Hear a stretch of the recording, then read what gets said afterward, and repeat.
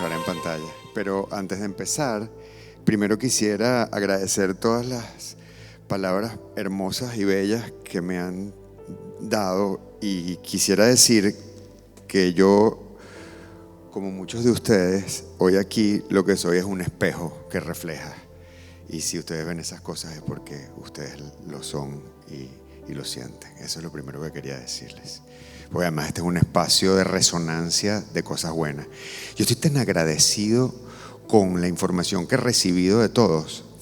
Las de ayer, las presentaciones de ayer fueron increíbles, pero las de hoy yo siento que me voy con cantidad de información súper valiosa y nutritiva, y agradezco enormemente todo lo que me han dado de los estilos, de la forma, del contenido. Qué maravilla, qué maravilla. Quiero empezar haciendo algo importante, porque si una cosa caracteriza a este encuentro de Logra, al menos de lo que yo he visto en este encuentro, que espero que se repita así siempre, es el agradecimiento y la celebración, ¿verdad? Porque lo que hemos hecho es darnos cariño a través de diferentes maneras y estilos, del conocimiento, de la presentación, del contacto, del reconocimiento. Entonces, Norgrelis, ¿verdad? Norgrelis, ven conmigo un momentico, ven. Norgrelis, le voy a invitar a que suba. No era yo nada más el que iba a subir en la presentación de Esteban, no.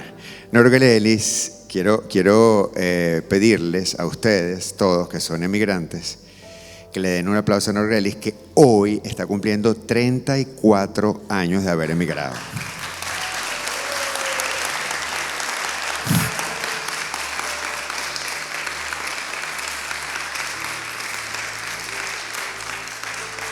Si yo te preguntara en una o dos frasecitas cortas, ¿cómo resumirías estos 34 años? ¿Qué me dirías? Sería una frase que aprendí de Ari.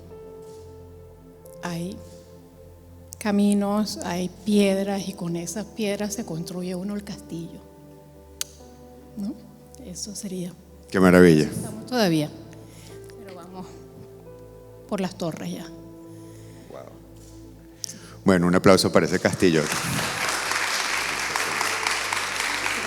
Gracias a ti.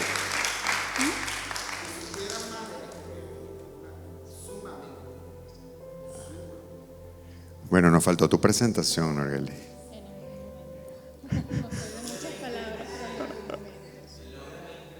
En el 26. Gracias. Hay muchos ángeles en este camino y hay conexión de espíritu, y aquí siento una conexión muy grande de espíritu. Algún significado tiene, Esteban. No hemos hablado mucho, como dijimos por ahí, eres como un ratoncito que va por ahí, pero sí siento esa conexión que tenemos. Algo bueno viene de ahí, ¿no? Gracias. Y atrévete a seguir el camino que te viene. Ay, chamo. Yo no sé de qué me están avisando. Gracias, gracias. Wow. ¿Cómo dices, Nicolás? ¿Que estás contento de que estemos aquí hoy? ¿Has aprendido? Sí. ¿Cómo? ¿Que no te gusta esta parte de la remodelación? Lo vamos a hacer saber. Gracias. Ok, yo antes de comenzar les quisiera, estoy poniendo el contador a partir de ahora, por favor, a partir de ahora. Yo antes de comenzar les quisiera comentar algo. Bueno, les mandé los 2 ebooks al grupo de WhatsApp, ya les deben de haber llegado. Albertina me incorporó en el grupo, gracias. Y ahí tienen los ebooks de las 2 presentaciones. Lo que les voy a compartir ahora es la manera en que yo acompaño a los líderes en las organizaciones, ¿ok?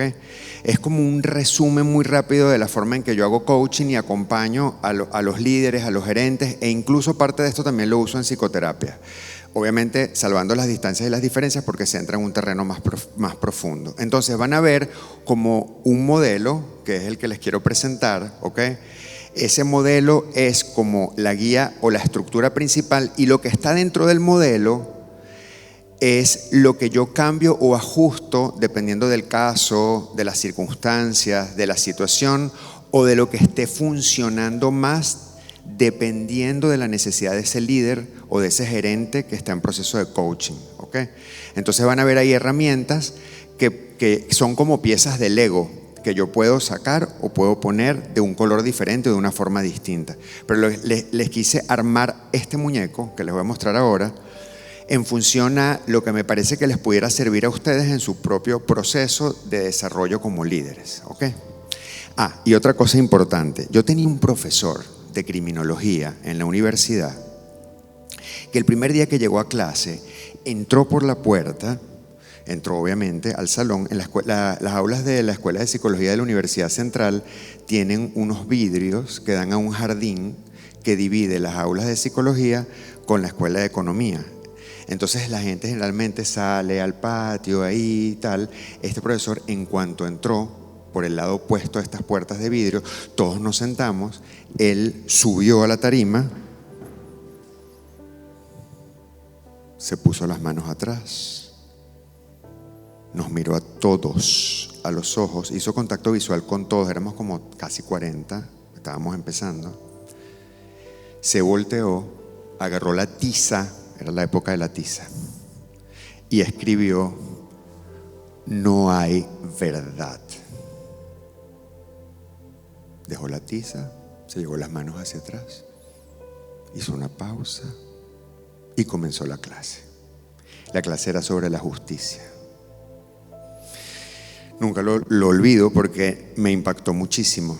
Y esa frase se las regalo a ustedes. Lo que yo les voy a mostrar ahora no es una única verdad, es lo que a mí me ha funcionado. Tomen lo que les funcione, ¿ok? No hay una verdad absoluta. De alguna manera somos la suma de las verdades de lo que nos funciona a lo largo de nuestro recorrido de vida, ¿ok? Muy bien, entonces les presento mi modelo. Un aplauso para mi modelo, por favor.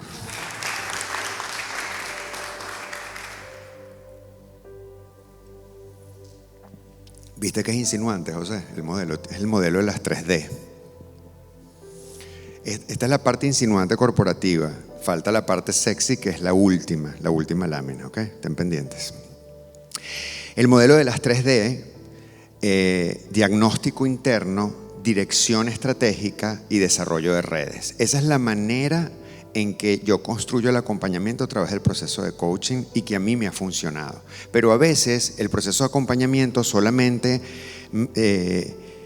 me permite quedarme aquí, sobre todo cuando estoy en un proceso de coaching acotado de 6, 8 o 10 sesiones. Entonces me quedo solamente aquí. Pero este es el punto de partida para cualquier proceso de crecimiento. Y hay preguntas claves para cada una de estas D, por supuesto. ¿Dónde y cómo estoy en este momento? ¿Para dónde voy? ¿Y quiénes son los que me acompañan? Y yo transformo eso en 3 verbos, porque nosotros los actores, una de los enfoques o los abordajes que usamos para construir un personaje y para definir lo que el personaje hace en la escena es con un verbo de acción. Entonces yo tengo un gran verbo, que es el que define mi personaje, y después tengo pequeños verbos que impulsan ese verbo de acción. Entonces, por ejemplo, yo ahora estoy haciendo una obra en Caracas que se llama Perfectos Desconocidos, y mi personaje, el verbo de acción que definí para él es recuperar. Él quiere recuperar la relación con su esposa que está fracturada. Entonces yo desde antes de salir al escenario estoy trabajando en recuperar, y cada acción que hago es para recuperar. Después hay pequeños verbos que aparecen para sumar a ese verbo en las escenas particulares, como por ejemplo seducir, complacer, acompañar, pero todo eso es para recuperar. Entonces eso me permite a mí como actor llevar esa dirección permanentemente, ¿ok? Por eso acompañé cada una de estas D con un verbo. Si tuviera que resumirlo sería de esta manera: reconocer, proyectar y relacionar. Pero en este caso hablando de mí mismo. ¿Para qué hago un diagnóstico? Para reconocerme. Defino la estrategia para proyectarme y por supuesto me conecto con los demás y construyo un equipo para relacionarme y alcanzar los resultados que quiero alcanzar, ¿ok? Entonces vamos a hablar del diagnóstico interno primero que todo. Esto parece muy simple, pero es fundamental. Cuando yo me siento frente a las personas a las que acompaño en coaching y le pregunto cuáles son tus fortalezas y áreas de oportunidad, muchas se quedan en blanco, sobre todo con las áreas de oportunidad. porque hay un ego exaltado, porque no hay una capacidad de autocrítica o de reconocimiento real, o porque no hay la humildad para ver algunos elementos que requieren atención. Generalmente esas personas llegan a coaching porque el jefe dice, no, hay que buscarte un coach para que resuelva esos problemas. Y probablemente hay una dificultad entre ese supervisor y ese colaborador, y probablemente el jefe esté viendo algo que el colaborador no ve. Y a veces pasa también al revés. El colaborador ve cosas que el jefe no ve o que no ha hecho consciente. Entonces, independientemente de eso, ¿cuál es el primer paso que yo les invito a ustedes a hacer? Y tienen un ejercicio en el ebook para eso. ¿Cuál es la lista de tus principales fortalezas? Porque no es soberbia, es estrategia, tal como lo dice aquí. Yo tengo que tener claro cuáles son mis palancas, cuáles son esos atributos impulsores para seguir adelante y convertirme en un líder cada vez más potente y de mayor impacto. ¿Con qué cuento? ¿Cuáles son mis habilidades más importantes? Y asimismo, ¿cuáles son mis áreas de oportunidad? Y esto hay que hacerlo con mucha humildad y con mucha honestidad, porque tal como lo dice allí, no es debilidad, es autocrítica. Y la posibilidad de mirar hacia adentro, que por cierto, producto de todo el tema de redes sociales, nos ha llevado tanto a descuidarlo porque estamos siempre en el afuera, viendo, nos cuesta mirar hacia adentro, aunque se ha puesto de moda esto del crecimiento personal, puesto de moda, lo digo entre comillas, ¿ok? Porque a veces es muy superficial. La invitación es a mirar con profundidad hacia adentro. Y allí tienen en el ebook 2 ejercicios que son muy importantes. Uno es la línea de la vida y el otro es el compañero de viaje. Ahí están explicaditos de manera detallada. Ustedes cuando abran el ebook y vayan a las 2 últimas páginas van a ver una figura humana delineada masculina y otra delineada femenina. Obviamente es para que escojan las chicas y los chicos con los que se sientan más cómodos. Y ustedes van a ver eso y van a decir, bueno, pero Sócrates se volvió loco, nos puso esto y que para colorear. Pero no es para eso, es para que hagan un ejercicio que es muy poderoso, que es ubicar sus fortalezas y áreas de oportunidad. ¿Ok? Y ahí les explico detalladamente cómo pueden hacerlo. Primerísimo paso, importantísimo. ¿Cómo estoy? Requiere saber cómo está mi ecosistema del bienestar. Y ese ecosistema del bienestar tiene todas esas aristas que están allí, todos esos elementos que están allí. Ayer les hablé muchísimo de energía mental y gestión emocional. Esto es todo un tema en el cual se puede profundizar muchísimo más, ¿ok? Pero hay otros elementos de ese ecosistema que son importantísimos.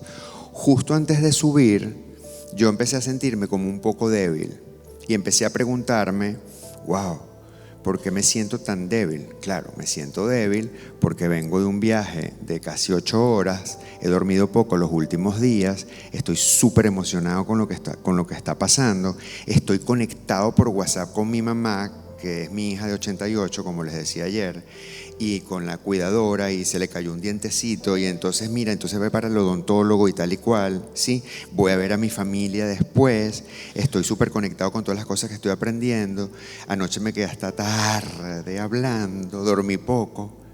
Todo eso está ahí y forma parte de cómo estoy en este momento. ¿Cómo no voy a sentirme débil? ¿Sí? Cómo estoy implica una mirada profunda hacia adentro y honesta conmigo mismo. Y es muy importante que revisemos todos estos elementos. Primero, cómo está mi salud en general. Y bueno, en esto ustedes, aunque dicen que en casa herrero cuchillo de palo, pero la mayoría de ustedes o algunos de ustedes que son médicos deberían de tener al menos un testeo importante de cómo están con respecto a su propia salud. No descuidarlo nunca. Por cierto que mi adenocarcinoma fue producto de un descuido, porque la primera vez que fui a consulta tenía un pólipo, la doctora me dijo, esto hay que verlo, ven en 6 u 8 meses, y adivinen qué, yo fui a los 2 años, y a los 2 años ya se había convertido en un adenocarcinoma. Esto antes era recto y ahora está torcidito. Está recto otra vez. Gracias. Entonces, si yo descuido elementos como ese, miren lo que puede pasar. ¿Por qué fui a los 2 años y no fui a los 6 u 8 meses? Por miedo. Pero fíjense la consecuencia del miedo. ¿Se acuerdan lo que les hablaba ayer? Fíjense la consecuencia. O sea, en lugar de ir con miedo a hacérmelo, permití que el miedo me alejara de la posibilidad de chequearme. ¿Sí? Y además porque una frase que les puede resultar muy familiar, no tenía tiempo para estarme haciendo chequeos médicos. ¿Qué les parece? Entonces, mucho cuidado con este tema, salud general. El otro es energía física, y aquí el amigo nos puede hablar mucho sobre eso, ¿ok? ¿Cómo está en general mi energía física? ¿Qué tiempo le estoy dedicando al ejercicio?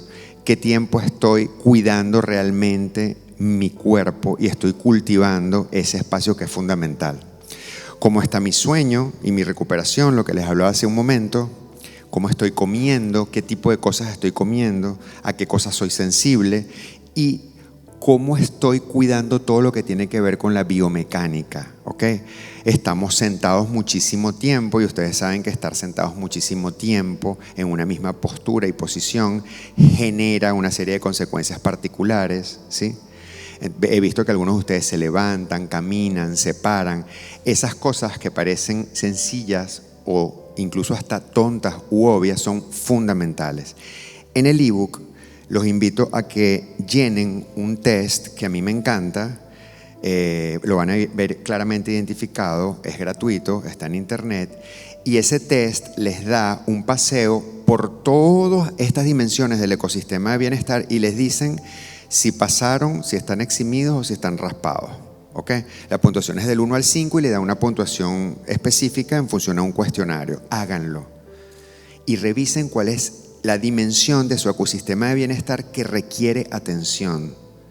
Si ustedes no duermen bien, si ustedes no comen bien, si ustedes no cuidan su postura física, si ustedes no se cultivan a través del ejercicio, les va a pasar factura porque no van a tener la plataforma suficiente para desarrollarse como líderes y como emprendedores. Entonces, la base está aquí. Esto es fundamental. Y un elemento importantísimo es este. ¿Cuáles son mis valores? Esto parece aún más profundo, pero es necesario que nos paremos de alguna manera a lo largo de nuestro proceso de esa mirada profunda a revisar cuáles son esos valores que nos guían. Y esto no es una declaración bonita que uno encuentra en las redes sociales o un texto, digamos, superficial. No, hablo de realmente los valores. ¿Cuáles son los elementos que a mí me guían? ¿Cuáles son esos conceptos fundamentales sobre los cuales para mí resulta fundamental e importante convivir, trabajar, conectar? Yo siempre cuento una experiencia. Yo trabajé 7 años en una empresa de telecomunicaciones en Venezuela, en Movilnet, antes de la nacionalización. Y una de las cosas que más disfruté fue hacer un programa de valores organizacionales que fue transversal a toda la empresa. Y uno de los valores, yo era facilitador, participé en el diseño y después fui facilitador del programa. Y uno de los valores era sentido de urgencia. Era el boom de la telefonía celular en Venezuela, los teléfonos se vendían como pan caliente, era una cosa impresionante, o sea, la empresa crecía. Y entonces, claro, se necesitaba como valor sentido de urgencia, que era hacer todo rápido y además poder priorizar las cosas de una manera efectiva. Y cuando hacíamos los talleres, que eran talleres que duraban 4 horas, donde poníamos ejercicios profundos, etcétera, se daban conversaciones y discusiones muy acaloradas sobre estos elementos. Y nos pasó a lo largo de todo el programa que había personas que se cambiaban de área e incluso personas que se iban de la organización. Entonces, el vicepresidente de Recursos Humanos nos llamó y nos dijo: ¿qué es lo que está pasando? La gente se está yendo. Esos valores de ustedes, ¿qué es eso? Están haciendo que la gente se vaya. Y cuando empezamos a averiguar en las entrevistas de salida por qué esas personas se habían ido, resulta que en el taller se habían dado cuenta que sus valores personales no conectaban con los valores de la organización y que para muchos de ellos sentido de urgencia era como un atropello a su identidad principal. ¿Ok? Bárbara nos hablaba de identidad antes. ¿Me estoy explicando? Para eso sirven los valores. Otro ejemplo fundamental: cuando yo estaba recién graduadito de la universidad, fui a buscar trabajo a una empresa que se llama British American Tobacco, BAT. En Venezuela es Bigot, la marca, ¿no? BAT es una corporación a nivel mundial. Y hice un assessment center, después hice entrevistas, pasé fase 1, fase 2, fase 3 y llegué a la entrevista con la psicóloga. Yo era pichoncito, recién graduado de la universidad. Y la psicóloga me hace la pregunta mágica. Plum. Claro, ella ya había hecho una serie de indagaciones en la entrevista al principio, ¿no? Y me hace la pregunta mágica. Plum. Ella sabía que mi padre había muerto. Y me pregunta, ¿de qué murió tu papá? De cáncer al pulmón. ¿Cómo te sentirías trabajando en una empresa que produce cigarrillos y que a la larga produce cáncer en las personas, habiendo muerto tu padre de cáncer? Obviamente no seguí participando en el proceso, pero no porque no me llamaran, sino porque yo decidí que era absolutamente incoherente y eso generó para mí un conflicto de valores, lo cual agradecí enormemente en ella. Los valores son esenciales. Me siento bien donde estoy con lo que estoy haciendo, esto es fundamental. Otro concepto importante que tiene que ver con el diagnóstico, también tienen un ejercicio allí para profundizar en esto que se llama la línea de la vida. Se lo pido siempre a mis pacientes y a las personas a las que le hago coaching. Les pido, hagan una línea en el medio de una hoja en blanco y divídenla en quinquenios. Y en cada quinquenio coloquen cuáles son los elementos que han ocurrido en sus vidas que suman a su forma de estar en el mundo, que han construido su carácter, positivos o negativos, porque todas esas cosas moldean nuestro carácter. Y lo interesante de este ejercicio tan simple y tan sencillo es que me va dando información de por qué soy lo que soy en este momento. Es como construir una biografía a nivel gráfico, ¿ok? Y eso me permite descubrir cómo es mi sistema de afrontamiento. El sistema de afrontamiento es la manera en que yo reacciono ante las crisis y ante los problemas. ¿De qué estoy hecho? Eso es mi sistema de afrontamiento. Por eso quise poner ahí atrás un escudo, porque para mí esto es como un escudo. Es la manera en que me defiendo ante las dificultades. Pero los sistemas de afrontamiento, dependiendo de las experiencias en la vida que yo haya tenido, están hechos de un ingrediente o de otro. Por ejemplo, hay personas que su naturaleza es la ansiedad y que están en el mundo desde la ansiedad. Entonces su sistema de afrontamiento es ansioso. Y todas sus reacciones se relacionan con la ansiedad. Entonces magnifican las situaciones y están inquietas todo el tiempo. Hay otras personas que su sistema de afrontamiento está hecho de impulsividad. Hay otras que tienen equilibrio y así sucesivamente. Pero cuando uno ve hacia atrás en esa línea de la vida, entiende. Por ejemplo, ahorita le estoy haciendo coaching a una gerente en una cadena de supermercados allá en Caracas y entonces en los resultados de las evaluaciones y en el feedback que da su supervisor dicen que ella es muy estricta y muy ruda con la gente y que es muy dura y que tiene preferidos y que esos preferidos los trata bien y que a sus otros colaboradores no preferidos los confronta muchísimo. Cuando yo le reflejo lo que dice su evaluación, me dice, bueno, sí, es verdad, yo realmente sí identifico que sí, bueno, pues yo soy un poco dura a veces. Y luego vamos a hacer la línea de la vida, a ver de qué está hecho esto. Y cuando hacemos la línea de la vida, resulta que vemos que su padre murió cuando ella tenía 15 y ella tuvo que asumir el rol de hermana mayor y de mamá, de papá sustituta, porque su mamá trabajaba, ella era mamá y papá de sus hermanos más chiquitos. Y la única manera que tuvo de controlar todo lo que pasaba era asumir ese rol de ser más grande cuando no le tocaba hacerlo. Y eso moldeó su carácter.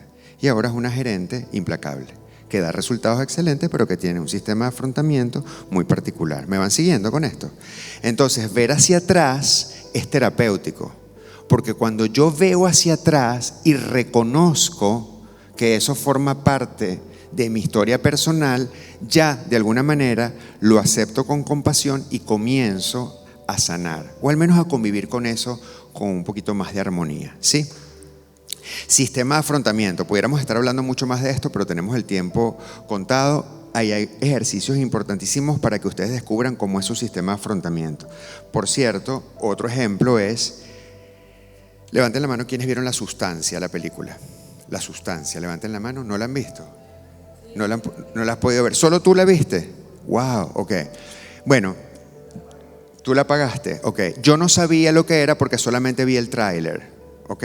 Solo vi el tráiler y el tráiler me encantó y dije, wow, Demi Moore, el papel de su vida. Qué maravilla, qué autoestima, se está personificando de alguna manera a sí misma, la frustración de envejecer y de ser una actriz deseada de convertirse en una actriz de carácter junto a esa superactriz joven. Yo tengo que ver esta película, todo el tema psicológico, sí, Entro al cine, ningún amigo me podía acompañar, voy solo al cine. Me siento en mi silla y tenía una silla vacía. Yo estaba en un extremo y tenía una silla vacía y tenía a una mamá con un adolescente viendo la película. Ustedes saben que la película es de un género que se llama body horror, ¿no? Que es que hay deformaciones del cuerpo, mutilaciones, sangre por todos lados, ¿no? Yo soy PAS, persona altamente sensible. Les voy a enviar el link para que hagan el test de PAS, que es muy importante que ustedes identifiquen si son PAS o no lo son, porque las personas altamente sensibles, que somos el 30% de las personas en el mundo, experimentamos todos los estímulos con mucha intensidad, los internos y los externos. Entonces, los PAS, como yo, tenemos que aprender a vivir con esa característica, que no es una condición, ni es una dificultad, ni es nada de eso, es una característica. Tenemos que moderarla porque nuestro sistema de afrontamiento es distinto, somos paz. Entonces, si yo hubiera sabido que la película iba de eso, no hubiera entrado. Pero cuando la película empezó a avanzar y yo empecé a ver las escenas donde Demi Moore y de repente le salía por aquí un ojo y de repente la otra vomitaba una cosa y entonces empezaba a convertirse en unos engendros y se cambió. Yo dije, wow, o sea, no. Yo dije, entonces el muchacho que estaba aquí al lado mío dijo, mamá, esto es una cochinada, vámonos. Y la mamá le decía, no, chico, está buenísimo. Espérate, ya nos vamos a ir, espérate. El que se quería ir era él, sistemas de afrontamiento diferentes. ¿Lo ven? Y yo me quedé porque yo dije, bueno, yo me voy a agarrar a esta mamá para mí. Y yo dije, bueno, si ella se quiere quedar y es valiente, yo también me quedo hasta el final. Además por el morbo, porque quería saber qué pasaba al final, ¿no? Además me encantaba lo que estaba pasando con Demi Moore como actriz en esa película. Entonces, ¿cómo es su sistema de afrontamiento? ¿De qué ingrediente está hecho? ¿Qué característica tiene? Esto es muy importante. ¿Y por qué es importante que entendamos cómo es nuestro sistema de afrontamiento? Aquí nada más les traje algunos datos referenciales. Es muy importante porque en el mundo del emprendimiento, y ustedes ya lo saben porque probablemente lo han experimentado, el fracaso es algo que debemos esperar que ocurra, así como se los comentaba ayer. Fíjense esos elementos, 20% de los startups fracasan el primer año y cerca del 50% no sobreviven los 5 años. Mi empresa acaba de cumplir 18 y yo estoy tan feliz, o sea, les digo a mis socias, esto es impresionante, la mayoría de edad, todo lo que hemos recorrido, es increíble.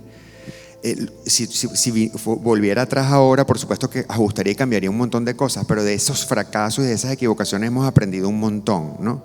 Entonces, tenemos que estar listos para esto, en lo personal y en lo colectivo. Según estudios globales, más del 60% de los emprendedores reportan sentirse solos emocionalmente sobrecargados, solos o emocionalmente sobrecargados. La soledad del líder, ¿han escuchado hablar de esa frase? La soledad del líder, ¿sí? Y los emprendedores sufren mucho de la soledad del líder porque su sueño a veces es percibido como algo quijotesco, ¿verdad? Que no puede ser alcanzado, los tildan de locos, ¿no? Entonces, la frustración está permanentemente en nuestras vidas. El estrés emocional es una de las principales causas de abandono del emprendedor, lo dicen las estadísticas, y algo muy importante, la curva muestra que la frustración no ocurre de golpe, se va acumulando de manera progresiva. Por eso es tan importante, como les decía ayer, abrir la válvula de las emociones y soltar un poco, porque la frustración, que es permanente y a esa a la que le huimos, es una gran maestra. Porque la frustración nos permite, primero, reajustar mi objetivo o la meta que quiero alcanzar, ser realista conmigo mismo, reajustarlo. Oye, mira, bueno, no puedo hacer eso de esa manera. Entonces, bueno, si no puedo llegar allá, a 100 metros, déjame plantearme que voy a llegar a 80 metros, porque humanamente en este momento no puedo. Ya veré cómo hago para después ganar los otros 20 metros adicionales. Lo segundo, capitalizar grandes aprendizajes. Esto lo sabemos todos, porque de la frustración queda el aprendizaje de eso que no pude hacer o de eso que no salió como yo esperaba que iba a salir. Y calibrar mis expectativas, porque probablemente como yo estoy soñando, ¿verdad? Y como yo me pongo la meta de los 10 contactos diarios, ¿ok? Y me doy cuenta que humanamente estoy, ¿verdad? Entonces tengo que calibrarlo por un tema de respeto de mi ecosistema personal, ¿sí? Y esa frustración me va a permitir calibrar esas expectativas y finalmente me permite tomar decisiones. Entonces, fíjense qué importante es que nos frustremos. Yo les invito a que busquen un poema de Rafael Cadenas que se llama Derrota. Es maravilloso. Y él ahí habla de todo lo que le ha enseñado la derrota en su vida, de una manera muy, muy hermosa, por cierto. Ok, les quiero compartir este modelo que a mí me ha ayudado muchísimo a entender muchas cosas y me ha ayudado a ayudar a otras personas. Hay muchas entradas sobre este modelo que pueden encontrar en internet, en IA y muchos libros sobre esto. Es el modelo del cambio de Keegan y Lahey. Se conoce más por el modelo de Keegan, ¿ok? ¿Por qué no cambiamos aunque deseamos cambiar cosas en nuestras vidas? Oye, vale, yo quiero hacer eso, pero es que no lo logro de verdad. No lo logro. Ok.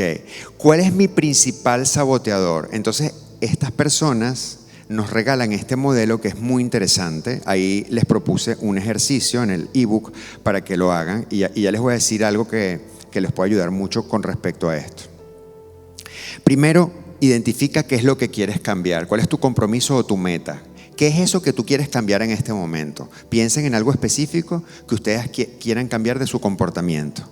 Inmediatamente piensen cuáles son los comportamientos opuestos a eso que ustedes quieren cambiar.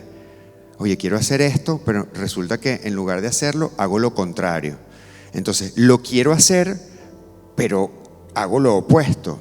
No me estoy ayudando a mí mismo. Entonces, ¿qué dice Keegan? Keegan dice que lo que sucede es que hay una creencia limitante alrededor de esa situación que, como si fuera un sistema inmune, está protegiendo inconscientemente a un compromiso oculto. Yo no sé cuál es ese compromiso oculto. Tengo que descubrir cuál es ese compromiso oculto. Pero esa creencia limitante es como si fuera un anticuerpo que está ahí, ¿verdad? Está protegiendo. Se los pongo con un ejemplo. ¿Cuál es el compromiso o meta? Vamos a suponer que sea este. ¿Qué quiero cambiar? Sería la pregunta. Bueno, yo quiero confiar más en mi equipo y delegar, porque yo hago micromanagement. Entonces yo quiero delegar más en la gente. Realmente sí, tengo que crecer como líder, como supervisor. Ok, ¿y qué hago que va en contra de ese objetivo? ¿Qué es lo que hago? Bueno, lo que hago es que reviso todo, corrijo los detalles y no suelto ninguna decisión. Entonces el ejercicio es, empieza a pensar cuáles son las creencias limitantes que están alrededor de ese comportamiento. Por ejemplo, una creencia limitante es: si no tengo control absoluto, todo se desmorona. ¿Cuál es el compromiso oculto que estoy protegiendo a través de esa creencia? El compromiso oculto es a que nada salga mal. Yo estoy comprometido con que nada me salga mal. Y esto opera de esa forma. ¿Me van siguiendo con esto? Entonces, ¿qué dice Keegan? Keegan dice: exponte a pequeños experimentos para darte cuenta de que en pequeños experimentos donde comiences a soltar, te vas a dar cuenta que no necesariamente, si no tienes el control, las cosas no se van a desmoronar y te puedes permitir esos pequeños espacios de confianza. ¿Me siguen con esto?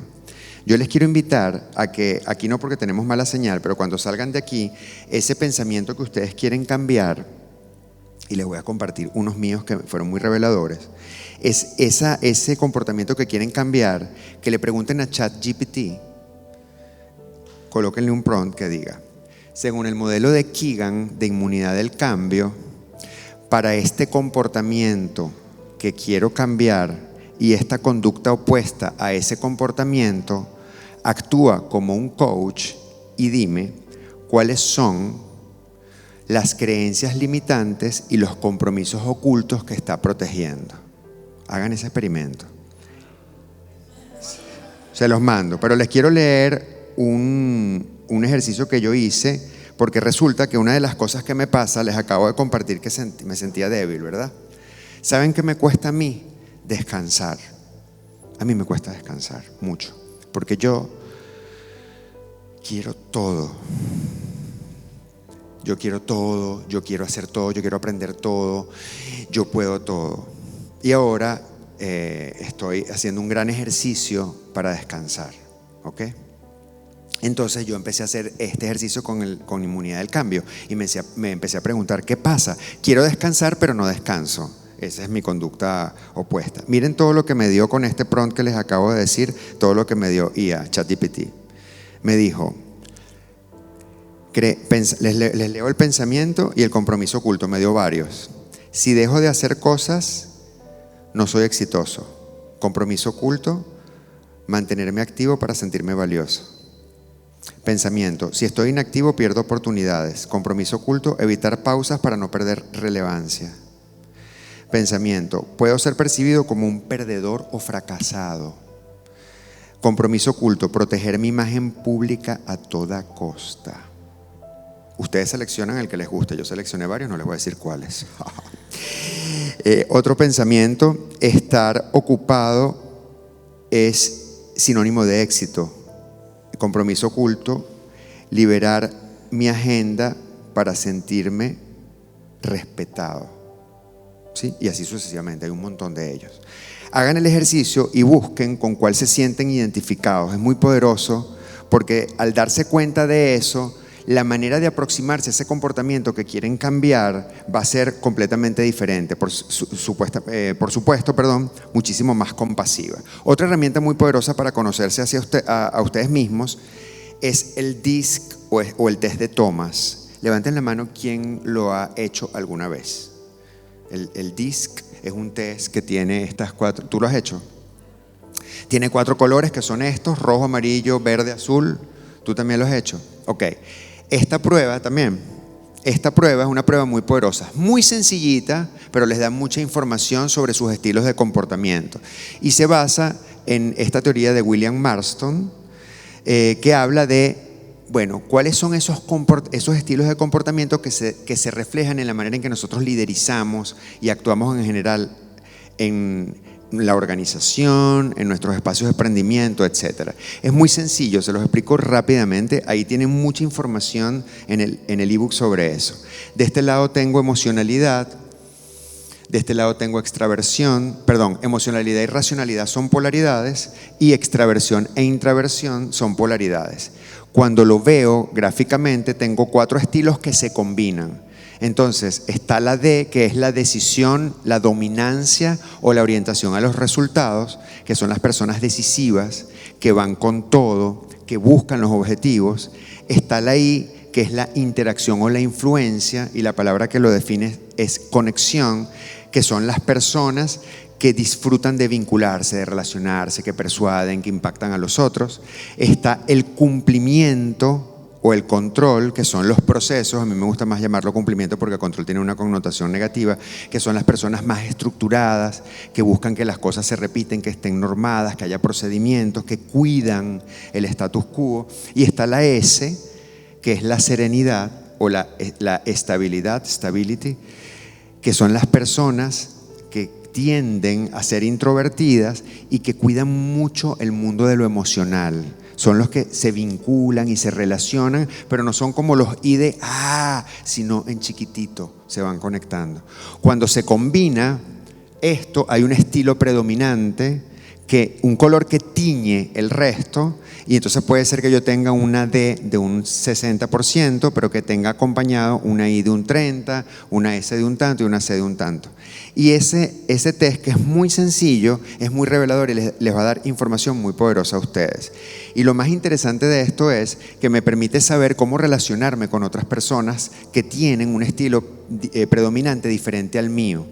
Por ejemplo, cuando un D le habla a un S y le da una instrucción en un momento de estrés, el S puede sentir que lo está apabullando y atropellando, como la historia que contaste del jefe de bomberos y el bombero, era un bombero, ¿verdad? Y el bombero que buscó a su compañero. Probablemente ese bombero era un S y probablemente su jefe era un D. Pero en la verdad del D, la verdad del S no cabía y viceversa, porque miren, son opuestos, igual que estos son opuestos. Generalmente este es muy desordenado, pero este es el buen vendedor, generalmente, Eli, ¿ok? El que consigue todas las cuentas que tú dices, pero que si yo fui 3 veces y no me pararon, este fue a la primera, conquistó a todo el mundo ahí, se relacionó, se vinculó, colocó el producto, una maravilla, ¿ok?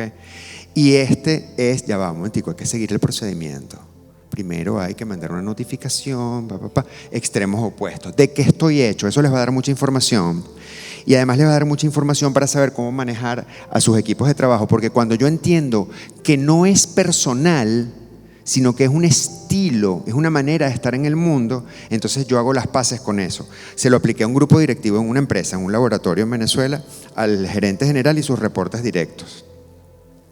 Y fue fantástico lo que pasó. Porque el gerente general era C. Y adivinen qué, la mayor parte de sus colaboradores eran I o D.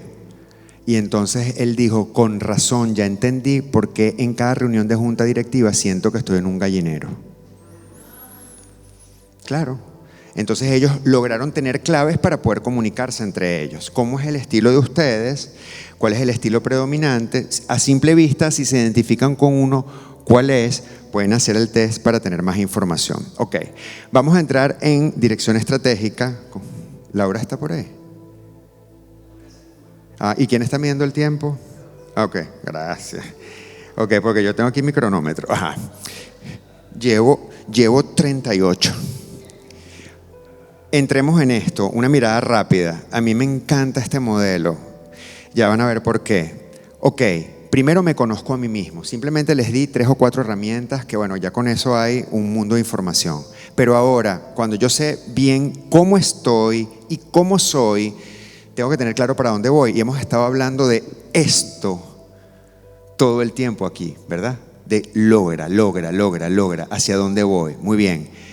Emily Esfahani tiene este modelo que tiene 4 pilares. Ella dice que la felicidad es efímera y que en lugar de hablar de felicidad, ella prefiere hablar de sentido de la vida, porque el sentido de la vida es perdurable. La felicidad es salir ahora a tomar sol y sentir el sol en la cara, ¿verdad?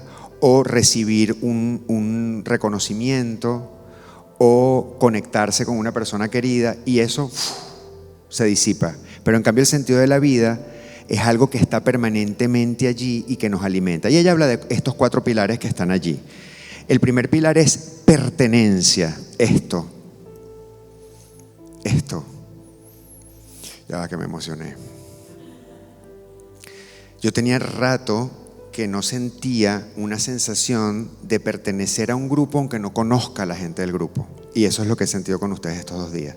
Cuando los veo hablar, cuando pasan aquí y de las cosas que hablan, digo, wow, esta gente se parece a mí. No soy un bicho raro.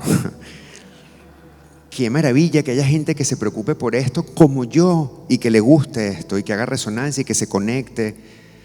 Eso es pertenencia, pero también es mi familia, también son mis amigos. ¿Quiénes son la gente importante a la que yo cuido y me cuidan?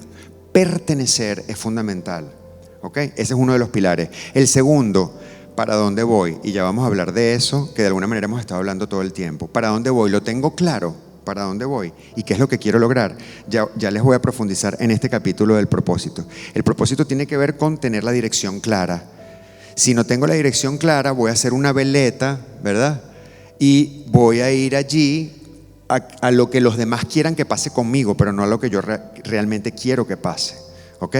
Yo le decía a Ricardo cuando veníamos en el autobús para acá, ¿y qué pasa con esos pequeños clientes que él los llama vocacionales? ¿Eso no será una oportunidad de negocio? Me decían, no, para ellos hay un tratamiento especial. Yo estoy enfocado en esto y esto. Wow. O sea, es una declaración de propósito interesante que puede tener muchas capas de información. ¿Lo ven? Cuando lo tengo claro, cuando tengo claro a dónde voy. Miren qué importante este pilar. Narrativa. ¿Cómo me cuento la historia de mi vida, de lo que me pasa, de lo que siento? ¿Cómo me la cuento? ¿Qué palabras me digo a mí mismo? ¿Cuáles son los adjetivos que uso para mí? ¿Cómo cuento lo que me pasó? ¿Me pongo la energía en lo que aprendí o pongo la energía en lo que sufrí? Si pongo la energía en lo que sufrí, voy a sufrir el doble o el triple. Si pongo la energía en lo que aprendí y en el resultado del aprendizaje, cambia por completo la experiencia. ¿Lo ven? Esto no es habladera de paja, como decimos en Venezuela. Esto está demostrado. Hay una corriente que se llama psiconeuroinmunología que ha demostrado, lo saben los médicos, ¿verdad?, el poder que tienen las palabras y los pensamientos. Ya esto ya está fuera del esoterismo, doctores, ¿verdad? Esto es maravilloso. La palabra tiene un poder impresionante, ¿ok?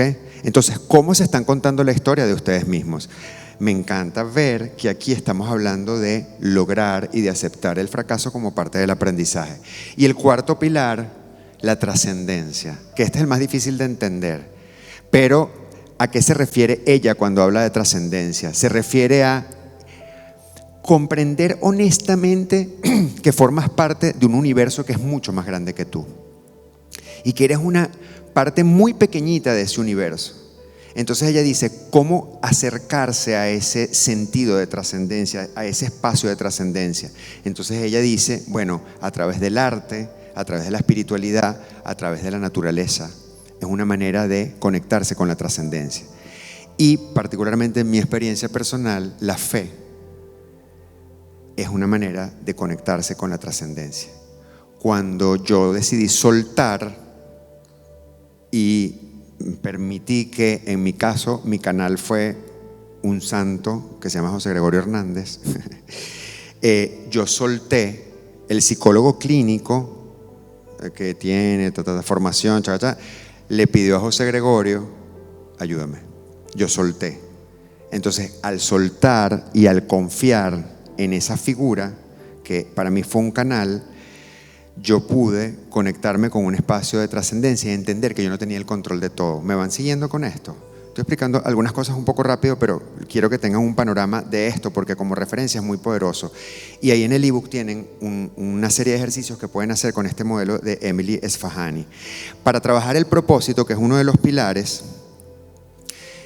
todos conocen el Ikigai, lo hemos mencionado varias veces acá. Ajá, ¿lo tienes ahí? Un manual. Ah, tienes el libro, bueno, imagínate tú. Ok, bueno, rapidito, o sea, ya saben ustedes que son esos 4 componentes: lo que amas, lo que haces bien, por lo que te pueden pagar y lo que el mundo necesita. Y hay 4 preguntas que pueden ustedes comenzar a responderse. Yo siempre le digo a las personas que acompaño que no tengo que responderme todo eso en un ejercicio sentándome un par de horas. Y hay respuestas que no vienen el primer mes ni el segundo. Y cuidado, hay respuestas que no vienen quizás el primer año o el segundo año. Y hay respuestas que me sorprenden. Pero con que yo viva en la pregunta un rato, ya eso comienza a darme información. Vivir en la pregunta. Estamos acostumbrados a darle respuestas a las preguntas, pero estas preguntas requieren que vivamos en ella un rato. ¿Qué significa vivir en la pregunta? Que yo me la saco de paseo. ¿Qué es lo que realmente amo? Y yo me voy con mi pregunta, paseando. Me la llevo, la paseo, la saco a tomar el sol, duermo con ella, me paro al día siguiente. Pasa el tiempo, la dejo a un lado, vuelvo otra vez con la pregunta. ¿Qué es lo que yo amo? Sin buscar una respuesta en este momento, porque estas preguntas requieren una profundidad un poco mayor. Hay veces que las circunstancias de la vida nos dan revelaciones absolutas, grandes cambios dramáticos nos dan información, pero no necesariamente tiene que ser así. Esto lo podemos encontrar además de una manera simple, sencilla y cotidiana. Y de repente, ¡wow! Me di cuenta que con esto fue increíble lo que sentí. ¡Qué maravilla! ¿sí? Y entonces eso es lo que amo y por ahí me empiezo a meter. Pero vale la pena meterse en la filosofía del Ikigai. Es una manera de encontrar el propósito, no es la única. ¿Y por qué es importante el propósito? Porque el propósito es una forma de estar en el mundo. No es algo que yo quiero alcanzar realmente. De hecho, yo puedo alcanzar muchas metas. Algunos de ustedes lo decían entre ayer y hoy. Puedo alcanzar muchas metas, pero eso no significa que yo voy a completar mi propósito. Mi propósito es un estilo de vida. Me voy explicando con esto. Es la manera en que yo decidí estar aquí. Eso es mi propósito. Entonces, es muy importante que ustedes se pregunten si el negocio en el que están realmente los acerca o los aleja de su propósito. ¿Sí? ¿Cuál es el propósito real? ¿Los conecta ese propósito? Es muy importante. Muy bien. Entrando en el tema de desarrollo de redes, les pido que rápidamente se respondan a estas preguntas y hagan este ejercicio. ¿Quién ha sido el líder que más los ha inspirado en sus vidas? Puede ser una persona, 2 personas, puede ser alguien de la familia, puede ser alguien del mundo organizacional o empresarial. Ah, mira, ya está Laura. Puede ser alguien del mundo empresarial. Puede ser alguien que no necesariamente conozcan, por cierto, sino que sea una figura pública que los haya influenciado de alguna manera particular. ¿Qué cualidades o características te marcaron de esa persona? ¿Por qué influyó en ti esa persona? ¿Y cómo se refleja esa influencia en tu forma de liderar hoy en día? Uno de los primeros jefes que yo tuve fue en una empresa de licores donde trabajé que se llama Seagram. Yo era analista de reclutamiento y selección y esa era la época en la que se ponían anuncios en los periódicos para buscar personal. Y la gente mandaba el currículum en físico. Entonces, deje su currículum, solicitamos, carácter, perfil, pam. Deje su currículum o envíelo a la siguiente dirección. Y aquel montón de currículas, la currícula, que es el plural, ¿no? La currícula. Este jefe mío se llamaba Luis Martínez. Y Luis llegó el día del análisis, llegó con una montaña así. Era la primera vez que yo estaba ante una situación como esa, así pichoncito. Y él llegó, nos metimos en una sala, vete conmigo. Puso la currícula en el medio, la montaña de currículums, la currícula ahí en el medio. Y entonces yo estaba asustadísimo, ¿no? Yo decía, bueno, ¿y ahora qué vamos a hacer con aquella montaña?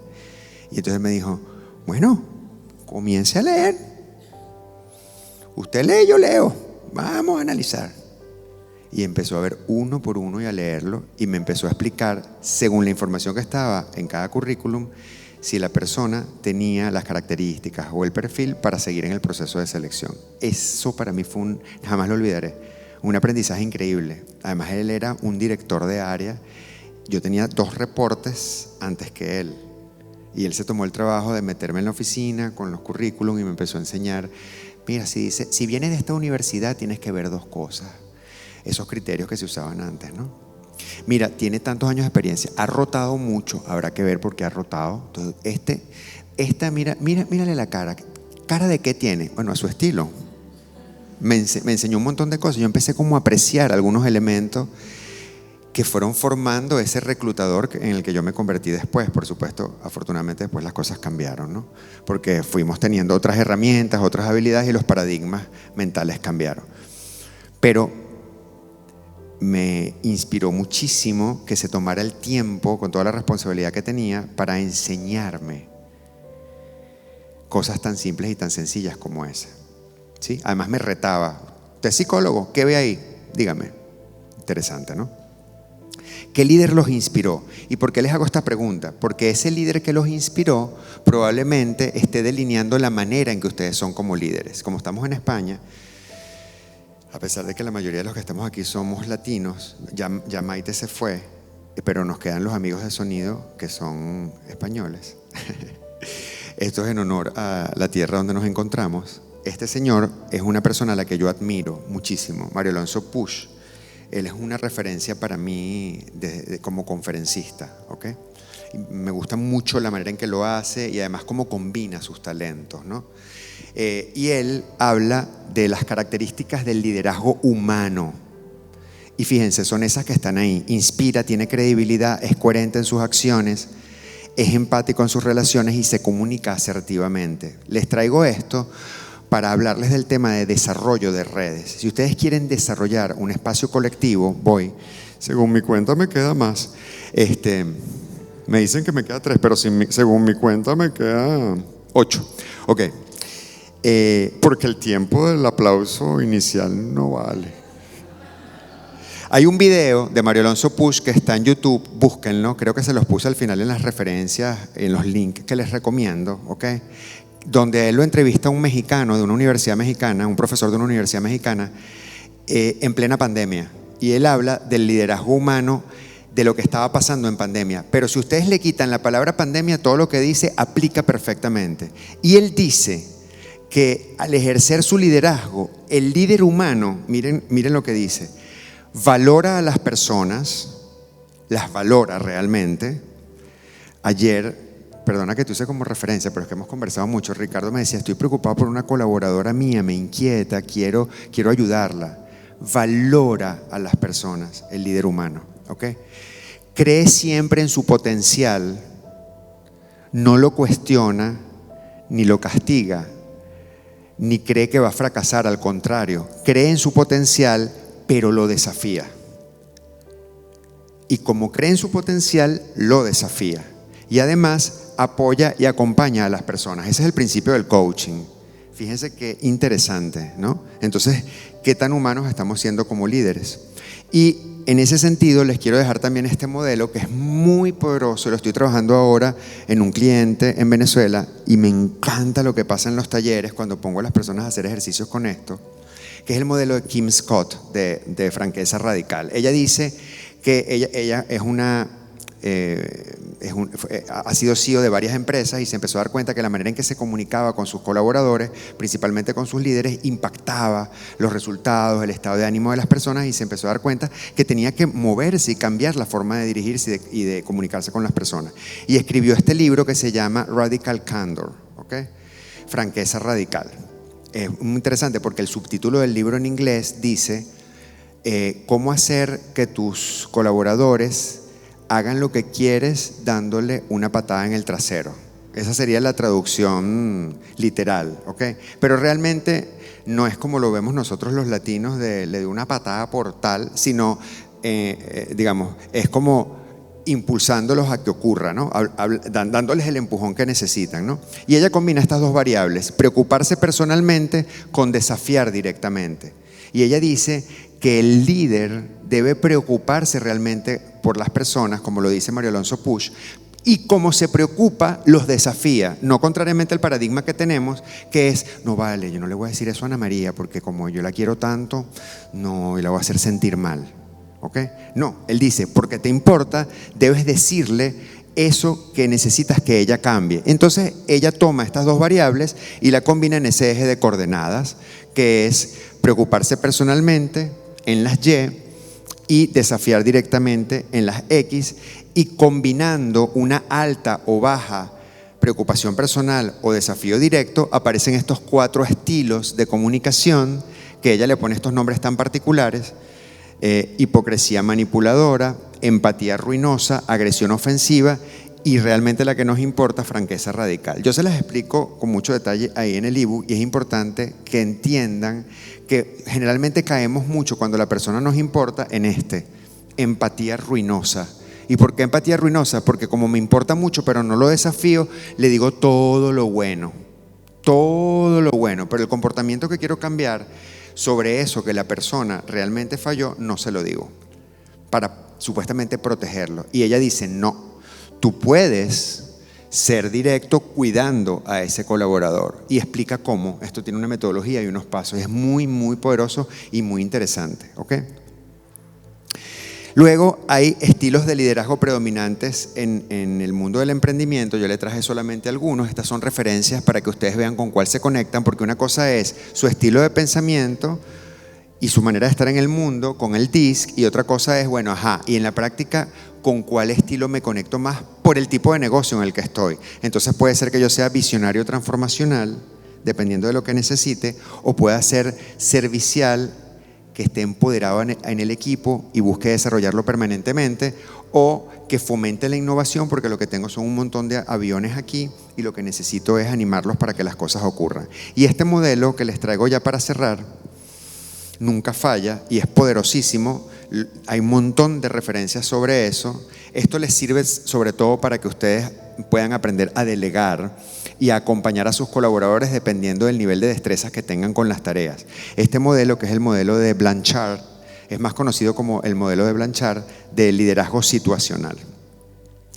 Y combina el estilo de liderazgo dependiendo del nivel de habilidad que tenga la persona. ¿Okay? Ahí tienen los 4 estilos y no voy a profundizar en ellos porque me acaban de sacar el cartel de que me quedan 0 minutos, a pesar de que mi reloj dice que me quedan 4. Ok, esta es la parte sexy. El modelo de las 3D se convierte para mí en el modelo de las 3R: raíz, rumbo y resonancia. ¿Ok? De dónde vengo, reconocer mi historia, mis logros, mis áreas de oportunidad, mis heridas. Reconocer mis heridas, porque mis heridas suman también como líder y me hacen más poderoso como líder. Y cuando hablo de poder me refiero a poder hacer que las cosas ocurran y que las personas crezcan. Esa es mi raíz, anclarme en lo que soy, pero tengo que conocerme bien. Luego, ¿hacia dónde voy? Me atrevo a definir hacia dónde quiero ir. Mi propósito es brújula, no es destino. ¿Ok? Como decía Jung, ese es mi rumbo, para dónde estoy yendo. Y finalmente, si me reconozco en los vínculos que me sostienen, voy a liderar desde la conexión y voy a liderar desde la resonancia. ¿Por qué se los planteé de esta manera? Porque cerca del 90% de los emprendedores más exitosos afirman que su éxito actual fue construido sobre la base de múltiples fracasos o intentos previos. Y hoy por hoy en las universidades, en la mayoría de las universidades de primer nivel, de segundo nivel, a nivel mundial, hay cátedras que hablan de fracasos en el mundo de los negocios, salud, y se dedican a trabajar los grandes fracasos como procesos de aprendizaje. Y algo importantísimo que creo que nos ha quedado clarísimo a todos aquí hoy es esto, ¿sí? La mejor manera de predecir el futuro es crearlo, que es lo que cada uno de ustedes está haciendo hoy por hoy, ¿sí? Y finalmente, emprender es un acto de liderazgo interior. Empieza aquí, como nos compartía Aricel en su lámina del primer día. Empieza muy adentro. Es tener el coraje de sembrar propósito, incluso cuando el terreno es incierto. A mí todo el mundo me decía, independientemente de cuál vaya a ser la decisión que vaya a tomar de aquí en adelante, todo el mundo me decía cuando comenzó la diáspora venezolana: ¿qué haces ahí? Sal inmediatamente. Estás poniendo en peligro a tu familia. Eres un irresponsable, me llegaron a decir mis amigos. ¿Cómo es eso? Bueno, algunos. ¿Cómo es eso de que renunciaste a una empresa y tienes tu propio? Tú estás loco. El día de la masacre de Miraflores, el 11 de abril del 2002, yo renuncié a mi trabajo fijo después de 7 años. Y 1 año después fundé mi primera empresa y 4 años después mi empresa actual, que tiene 18 años. En el peor contexto, en la peor situación, con la mayor incertidumbre. Sí, soy testarudo, soy muy testarudo. Y en el camino hay ganancias y pérdidas. Pero lo que quiero decir con esto es que podemos emprender siempre, incluso en los terrenos más difíciles. Solamente depende de nosotros y de nuestra actitud. ¿Ok? Muchas gracias.